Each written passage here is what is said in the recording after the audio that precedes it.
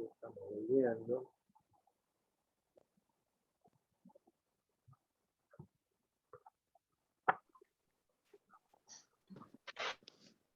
Bien. Entonces estábamos diciendo, ¿no? Cómo en esa época, ¿no? En el Renacimiento, eh, aparece esa crítica a un montón de cuestiones de la Iglesia Católica, ¿no? Entre las cuales estaba la cuestión de cómo la Iglesia Católica bajaba línea, para decirlo de una manera así corriente y vulgar, bajaba línea de cómo se interpretaba la Biblia, ¿no? Había una manera de interpretar la Biblia, que era la de Roma, ¿no? Con todas sus aclaraciones y las versiones, ¿no? Interpretadas de los distintos momentos de la Biblia. Entonces, desde ciertas miradas críticas proponían una mirada o una relación más cercana del creyente con este libro sagrado, la Biblia, ¿no? Y entonces ahí empieza a haber una lectura mayor, ¿no? Y la necesidad de, bueno, de tener Biblias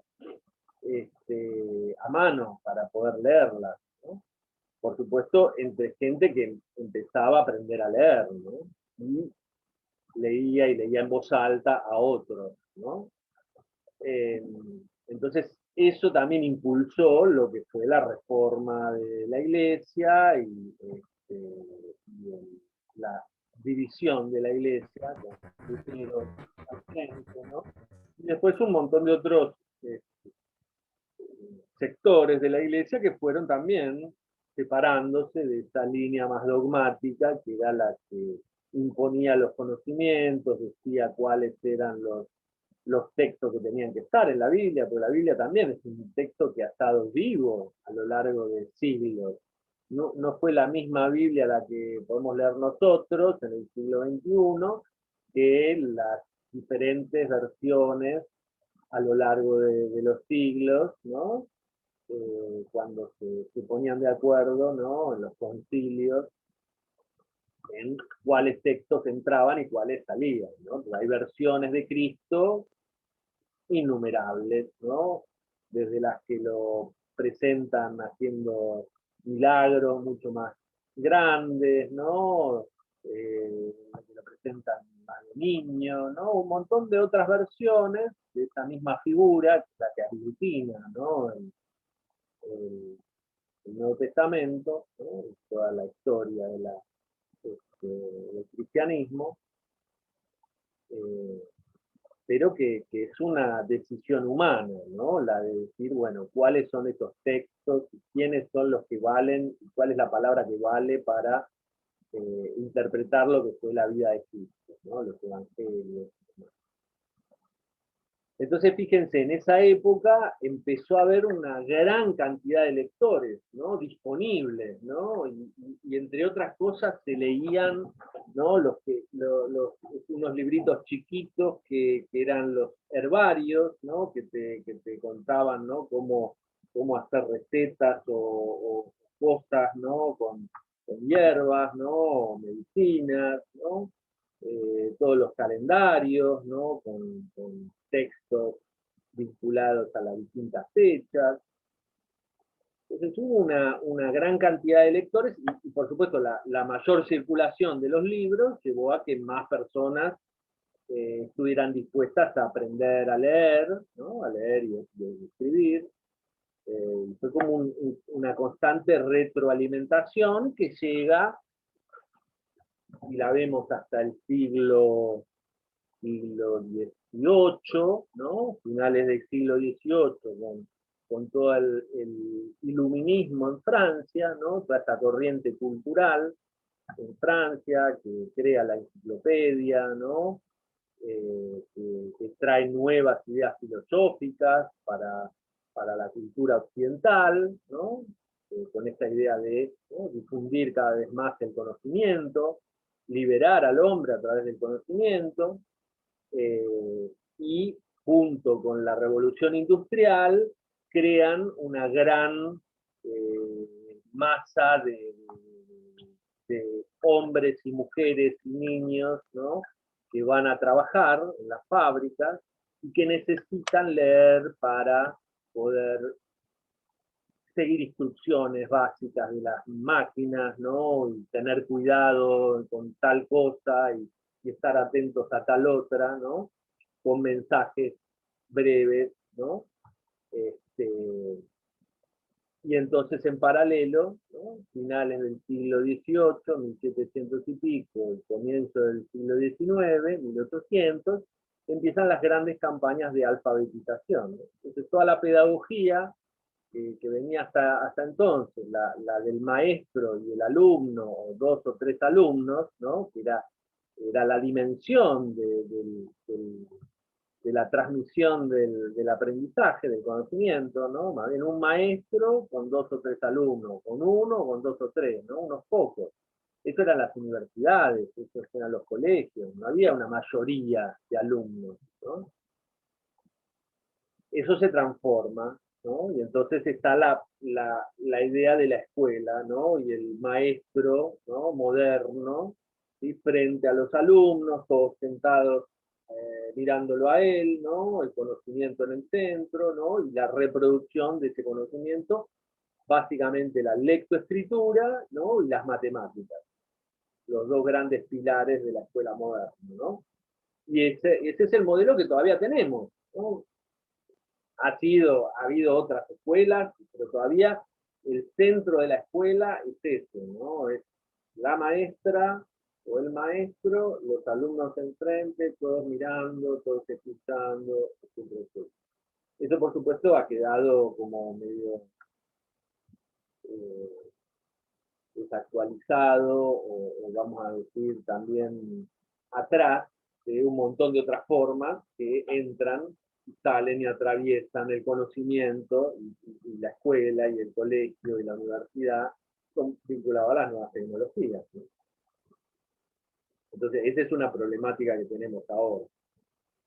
Cómo pensar la nueva enseñanza, las nuevas formas de enseñanza, ¿no? Cuando uno puede aprender por fuera de la escuela todo el tiempo, si quiere.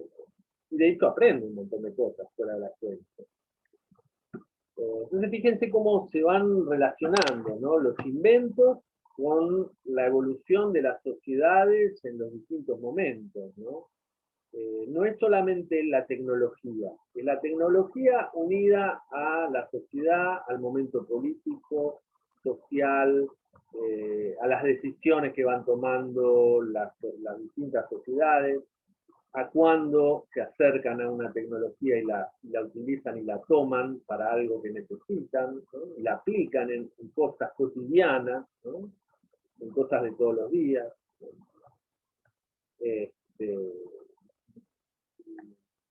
Y ese es el gran cambio al que volvemos con la imprenta, ¿no? De tipos móviles, que efectivamente, como decía Facundo, bueno, se relaciona mucho con este momento actual, ¿no? De Internet. ¿No? Internet como el gran lugar, ¿no? Esto, la red de redes, ¿no? Una red que permite tener un montón de redes adentro, ¿no? Una forma de comunicarse, ¿no? Las ideas que McLuhan, que por ahí lo leyeron, no sé, el año pasado, en Comunicación 1, hablaba de la aldea global, en los 60, ¿sí? Cuando todavía todos estos inventos todavía no estaban, ¿no? Internet todavía no figuraba, era como prototipos de comunicación entre grandes megacomputadoras, ¿no? Y sin embargo, todo eso estaba, ¿no? Latiendo, ¿no? Esperando para desarrollarse, ¿no? Y McLuhan decía, bueno, vamos a ir en poco tiempo a una aldea global, ¿no? Vamos a estar intercomunicados, ¿sí? Vamos a estar relacionados, ¿sí? A través de distintos medios, ¿no? De forma casi instantánea, como decir instantánea, ¿no? Y es lo que ocurre ahora, ¿no? Yo me acuerdo una serie de ciencia ficción muy graciosa de comienzo de los años 90, ¿no? Que por ahí, si ven en YouTube, debe haber algún episodio, que se llamaba Max Headroom. Max Headroom era el nombre de un avatar de computadora, ¿sí? Que lo que hacía era como un periodista. Era un periodista, pero era un periodista que era un programa de computadora, ¿sí? Creado por gente de un canal de noticias, y ese periodista era el que manejaba, ¿no?, desde adentro del sistema el acceso a distintas noticias, iba, venía, ¿no?, a través de las cámaras, ¿no? Y siempre tenía tenía una personalidad así muy irónica, ¿no? Muy bromista. ¿Sí? Y después estaba el protagonista, digamos, humano, que era el que también llevaba la cámara de un lado a otro, donde le decía este avatar, ¿no? Y juntos hacían el programa de noticias, ¿no? De investigación. ¿No? Y yo me acuerdo siempre digamos, este programa, porque a comienzos de los 90 todavía Internet no estaba desarrollado, ¿no? Estaban las primeras cosas, ¿no? Las primeras computadoras personales habían llegado acá, estaba explotando todo el tema del diseño, y uno no se imaginaba que algo así pudiera ser posible, comunicarse en tiempo real, ¿no?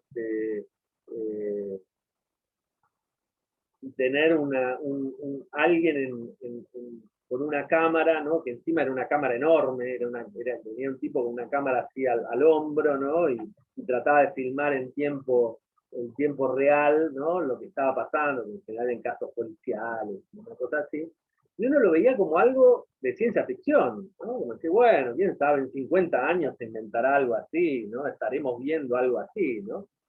Y pasaron 10 años, 20 años, y todo fue hacia ese lugar, ¿no? De maneras cada vez más mínimas, ¿no? Y con dispositivos que después van a ir cambiando. Esto que vemos nos va a parecer en 10 años, nos va a parecer obsoleto, ¿no? Con los nuevos materiales más flexibles, ¿no? Y las distintas posibilidades también que se están manejando en los centros de investigación, ¿no? ¿Hacia dónde va a ir, ¿no? Nuestro interés de comunicarnos? ¿Va a ir hacia algo más visual? ¿Va a ir hacia algo más oralizado? ¿Sí? Mezcla. ¿Dónde va a estar la escritura en este intercambio? ¿No? Todas cosas que están en movimiento, ¿no? En prueba. Cada vez más hay más plata en inversión para investigación en las distintas herramientas digitales, ¿no? Todo lo que es 3D, etcétera, etcétera, ¿no? 3D, 4D, etcétera, etcétera, ¿no? Bueno, entonces vemos como todo eso está relacionado con este recorrido de la escritura, ¿no? El recorrido de un modo de comunicación, un modo de codificar el lenguaje, un modo de intercambiar sentidos, signos que tienen sentido, ¿no? Intercambiar información, intercambiar opiniones y visiones del mundo, ¿no? Y lo fantástico, digamos, para nosotros, que estamos en el tema de la comunicación, que están estudiando, todos estamos de una manera u otra estudiando y aprendiendo, ¿no? Del presente, del pasado y del presente, ¿no? Es que esto está ocurriendo delante de nuestros ojos, ¿no? Todas estas modificaciones las estamos viendo en tiempo real. Eh, ¿Qué es lo que va a pasar con la escritura? Otra gran pregunta, ¿no? En el presente. ¿Va a ser algo obsoleto, como muchos decían, de otras técnicas, ¿no? O va a estar cada vez más presente, ¿no? Y eso también tiene que ver con lo que vamos a ver en el próximo material, ¿no? Que ya les dejé publicado, ¿no? Que tiene que ver con la lectura, ¿no? Si se fijan, después hay un material de dos autores, eh, Roger Chartier, ¿no? Un libro que se llama libros, lectores y lecturas en la Edad Moderna, ¿no? El capítulo 2, y de un libro de Jack Goody, su libro La domesticación del pensamiento salvaje, el primer capítulo, ¿no? En los cuales reflexionan acerca de qué es lo que pasa con la lectura, ¿no? Todo este fenómeno que vemos de la escritura tiene, ¿no?, su gran interlocución con la interpretación de esa escritura. Sin la interpretación no existe, es algo vacío la escritura, ¿no? Es la lectura la que da vida al texto. Desde el primer lector, que es el que lo escribió, hasta todos los que vienen después, ¿no? Entonces, vamos a ir viendo cómo también la lectura ha ido cambiando, ¿no? La lectura cambia con la época. No leemos de la misma manera los mismos textos, ¿no? Desde ya que los soportes inciden en cómo leemos, ¿no? Eso lo vemos ahora con toda la digitalización de los textos, ¿no? Las posibilidades de intervenir en los textos, las posibilidades de tomar fragmentariamente los textos, ¿no? De que no haya una especie de final tan claro en el texto, que uno entra, sale, va, viene, relaciona un texto con otro, ¿no? Esta cosa de circulación a través del texto está mucho más presente en todo el mundo digital. Eh, y Goody lo que nos trae es más la reflexión sobre los medios de comunicación como moldeadores, ¿no? Y la escritura como moldeadores de nuestro pensamiento, ¿no? De nuestro modo de ver pensamiento como modo de ver el mundo, ¿no? Y esto también, ¿no? Lo decíamos ahora de la imprenta, ¿no? Con respecto a la Biblia, con respecto a otros libros, ¿no? Cómo se los va interpretando, ¿no? Y cómo las sociedades van interpretando el mundo, ¿no? No son los mismos descubrimientos relatados de la misma manera, ¿no? Nosotros podemos leer crónicas de viajeros de la Edad Media y de posteriores, en los que uno ve que aparecían monstruos gigantescos, muy cercanos a lo que nosotros veríamos en no sé, dragones y otro tipo de figuras, sirenas, ¿no? Que ahora forman parte de la literatura y de la ficción, y que en aquel momento el contrato de lectura era realista, ¿no? Los escribían como algo que realmente existía, ¿no? Porque así se veía el mundo, ¿no? Entonces, bueno, las lecturas van cambiando, el contexto social, político, de conocimiento, ¿no? Va cambiando la manera en que se leen los textos, ¿no? Las distintas comunidades lectoras los interpretan, los toman para una función o para otra, ¿no? A los libros y a los textos. Yo digo libro porque ¿no? Soy de la cultura del libro, ¿no? Pero sería los textos, ¿no? Y todo eso nos va moldeando nuestra manera de pensar, ¿no? Esa es un poquito la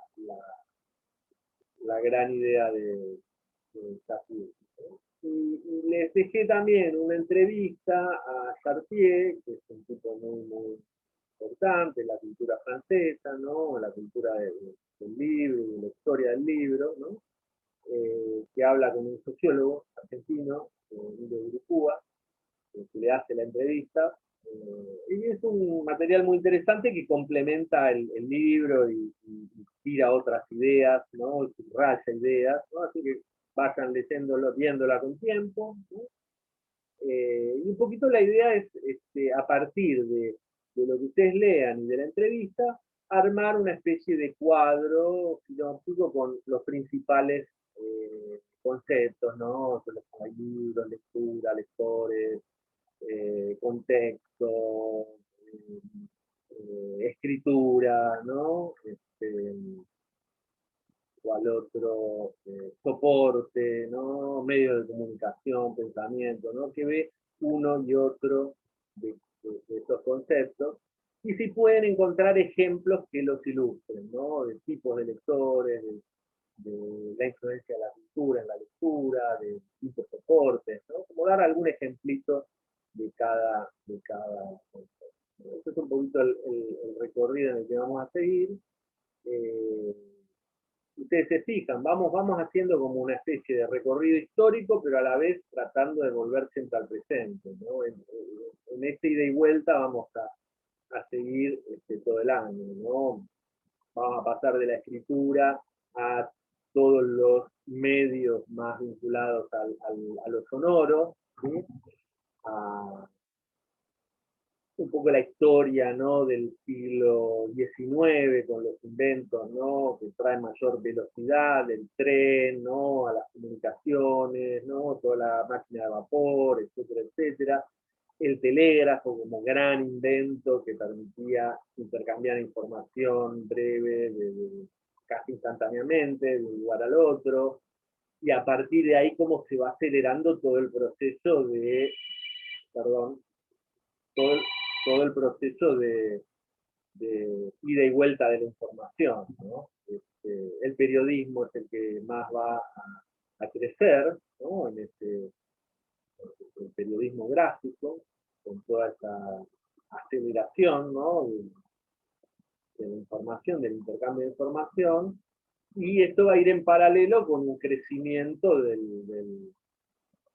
los fenómenos masivos, ¿no?, de la cultura de masas, ¿no?, que va a estar en paralelo en todo el siglo XIX, ¿no?, todo el 1800, que ustedes vienen estudiando en las distintas materias, ¿no? Entonces, bueno, vamos a ir hacia ahí, ¿no?, hacia ir descubriendo los otros fenómenos mediáticos, las otras maneras de comunicarse, y vamos a llegar hasta el presente, ¿no?, con Internet y algunos de las cuestiones que hacen al intercambio de información, a la comunicación, a la creación de subjetividades nuevas, ¿no?, a través de Internet. Así que bueno, quienes no pudieron participar, vayan haciéndolo en la medida que puedan en los foros, ya lo saben. No es necesario que todos tengan el trabajo para la semana siguiente, con que hayan 2 o 3 que vayan publicando está bien, porque vamos charlando, vamos intercambiando. Lo fundamental es leer los textos y ver los videos en la medida que puedan, como para ir participando de estos encuentros, que yo voy a tratar de seguir subiendo lo más posible para quienes no puedan estar, y para quienes quieran verlo de nuevo, revisar alguna cosa, lo puedan ver. Así que bueno, no sé si ha quedado algo colgado, si tienen ganas de comentar, una idea por ahí.